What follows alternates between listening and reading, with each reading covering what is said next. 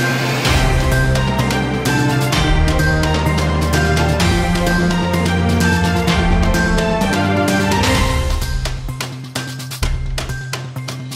Welcome to NVTV 24/7 news channel. Puttaparthi జిల్లా SP police అధికారి రాజశ్రీ వి రత్న ఆదేశాల మేరకు జిల్లా ఎక్సైజ్ సూపరింటెండెంట్ గోవింద్ నాయక్ పర్యవేక్షణలో పట్నం police station SI K Rajasekhar మరియు స్టేషన్ సిబ్బంది సమక్షంలో పట్నం పోలీస్ స్టేషన్ పరిధిలో నమోదు 32 మంది అక్రమ రవాణా కేసులలో సీజ్ చేసిన మద్యం ధ్వంసం చేయడమైంది.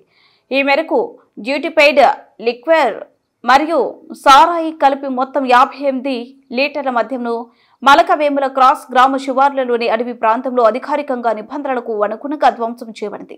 ఈ కార్యక్రమం మద్యం అక్రమ రవాణా నిల్వ మరియు విక్రయాలను అరికట్టేందుకు చట్టబద్ధంగా చర్యలు తీసుకోవడంలో భాగంగా నిర్వహించబడింది అధికారులు తెలిపారు. ఈ సందర్భంగా జిల్లా పోలీసులు మరియు ఎక్సైజ్ శాఖ సంయుక్తంగా ప్రజలను చట్ట విరుద్ధంగా మద్యం నిల్వ చేయకుండా అలాంటి ఘటనల గురించి స్థానిక పోలీసులకు సమాచారం అందించాలని విజ్ఞప్తి చేశారు.